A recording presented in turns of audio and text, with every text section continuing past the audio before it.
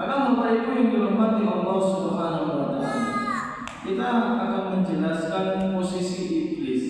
Kalau di ayat yang lain itu bahwasanya iblis ini termasuk golongan jin. Jadi iblis itu seperti gelar atau sebutan, seperti halnya Nabi Adam. Adam itu nama atau gelar.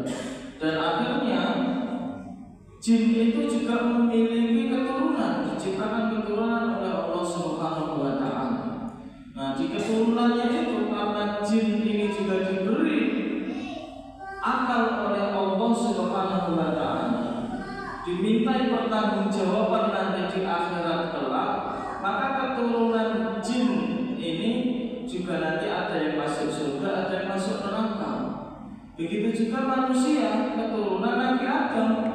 Tidak semuanya seperti Nabi Adam, tapi juga ada yang membangkang, ada yang tidak taat kepada Allah Subhanahu wa taala. Ada yang masuk neraka, ada yang masuk surga. Nah, jin juga demikian.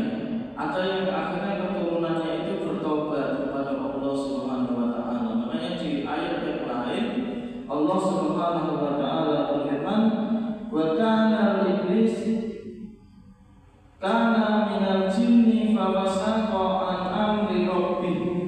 Yaitu iblis, ia berasal dari golongan jin, lalu ia durhaka terhadap perintah Tuhannya. Surat Al-Kahfi ayat 50. Maka Bapak Ibu yang dirahmati Allah Subhanahu wa taala, mudah-mudahan kita tidak seperti iblis ketika